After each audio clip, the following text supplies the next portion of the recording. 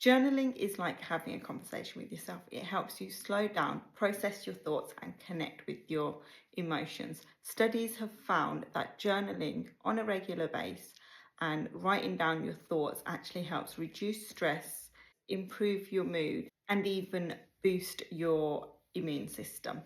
My name's Neha. Welcome to Journaling 101.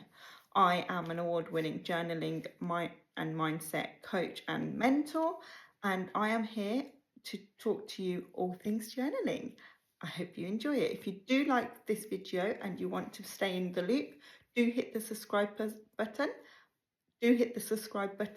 Of course, if you like this, give me a thumbs up. Let me know in the comments. Whether you're a busy parent, whether you're a working parent, whether you're a stay-at-home parent, or whether you're someone that is brand new to journaling and just don't have the time to do it every single day, to spend time, a long time doing it, and just wants to know the short, snappy parts, this is your channel to be at. For me, journaling has been like a lifeline. It's helped me work through a lot of emotions, helped me connect better with my peers, with my partner, with even my child. So it really does make a difference. Today, I just want to talk to you about a few of the common journaling ideas out there. Of course, you've got gratitude journaling, which is basically where you sit down and you list 3, 5, so on, things that you're grateful for, and that could be things like your health, your partner, your house. The second one we got is known as free writing. This is where you just free flow writing stuff unconsciously, putting words down on paper. There's no rule on this. It's just free flow writing, no judgment, no goals, no rules added to it. The third one is prompt journaling. This is perfect for beginners. It's one I use with my mentees to start with all the time. It's basically writing about something after you've been prompted. Similar to gratitude journals, but this is a bit more in depth.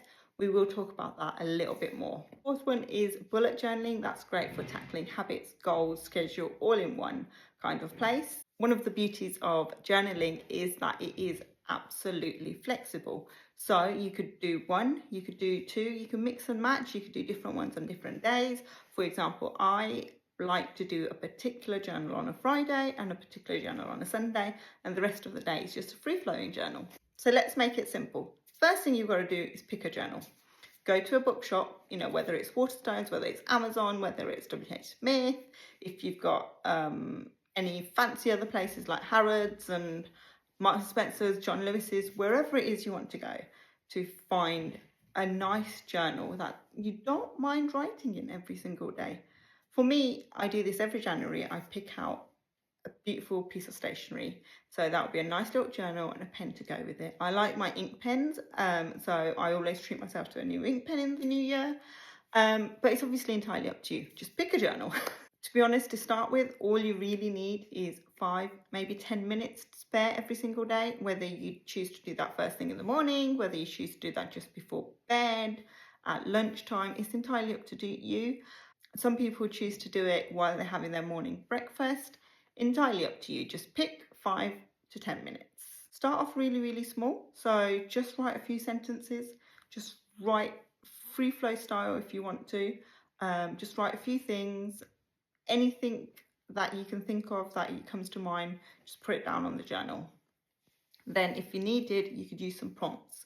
So I have a number of prompts that I can provide. There will be a downloadable PDF at the bottom of this video, so feel free to download them and get some prompts for yourself. It's the free 7-day Jumpstart to Journaling PDF, which gives you a few prompts that you could use to be able to journal throughout. You could use them as often as you like. You could use them in one day. You could use them on different days. It's entirely up to you. But just click the link at the bottom of this video. Now, there are some common hurdles that people go through when they start journaling. And trust me, it is normal. I've been journaling for a very long time. And I can tell you there's days when I just draw a blank. And it's fine, because when you draw a blank, that's when you turn to your prompts. So something like, what made me smile today? So obviously, if you're doing it first thing in the morning, what made me smile yesterday? What am I grateful for? What am I looking to achieve today? Or what have I got to do today? It can be anything. That's what you use those prompts for whenever you draw a blank. And sometimes just writing something like For some reason today, I am drawing a blank.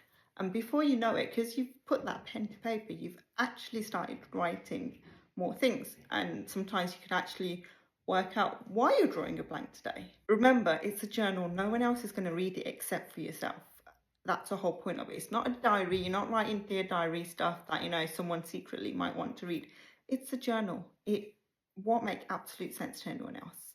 So don't thrive for perfection. Your handwriting doesn't have to be neat, nothing. Sometimes when you're in the flow of writing, you actually don't realize, but your handwriting does get ridiculously messy. Sometimes I go back to my journals and I'm like, what was I talking about? Because I just can't read it.